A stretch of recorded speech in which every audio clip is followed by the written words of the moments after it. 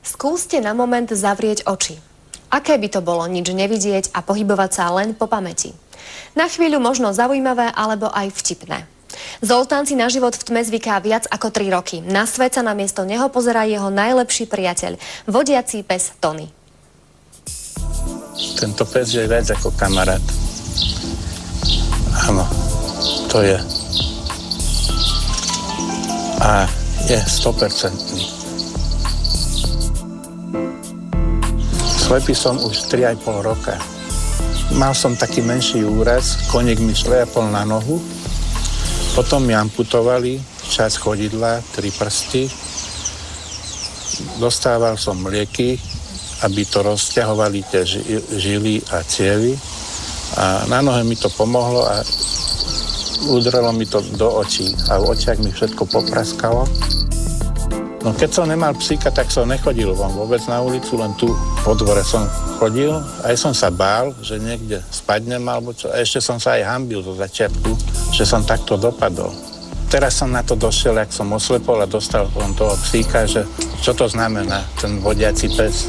To je viac ako kamarát, to je ako kus zo mňa, lebo skrátka sú to moje oči, ako tento psík. To je nenahraditeľné. Čo sa týka na výcvik, je jedno, či je to pes alebo fenka, všetko sa sterilizuje a potom sa to tá povaha ukludní trošku. Hlavnou funkciou, čo je navodenie pes, je to, aby ten nevidiaci plynule obchádzal veškeré prekážky. Ten pes sa naučí schody, obrubníky, dvere vyhľadať schody. Vy mu poviete 20 metrov predtým, že niekde tam sú schody a on vám tam dotiahne na tie schody priamo. Zastaví na tom prvom schodíku, na poslednom hore, alebo na bežiace schody, tak príde ku schodom, zastaví, potom dá na povel pred, vyjde na schodíky a sám vystúpi a všetko. Toto musí robiť automaticky. Môj život sa úplne zmenil, odkedy mám tohoto psíka. Tým, že viac sa pohybujem, som taký aktívnejší a aj ten pes ma už ťahá.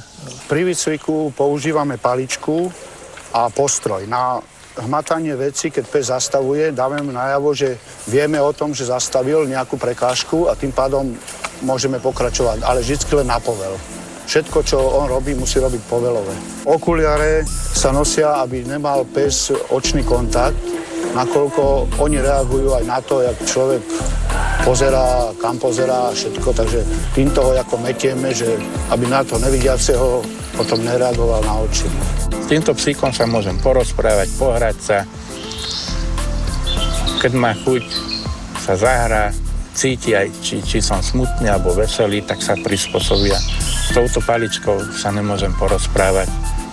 Tiež urobí kus roboty, ale ten pes je pes, predsa to sa nedá porovnať. Pôjdeme na prechádzku, áno. Odvedeš ma tam aj naspäť, si múdry, zlatý havinko môj, že? Pomaly, doľava, vpred, chodník, rovno vpred, rovno. Urob, Tony.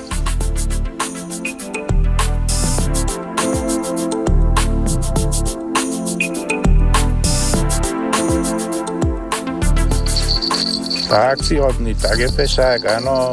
Pešák, chlapec, poď. Tony, zober. Dobre. Ja som na ňo odkázaný v plnej miere. Spolieham sa na ňo a som mu vďačný, že ho mám. Je to môj kamoš. A ešte dúfajme, že dlho budeme spolu, že Tonko.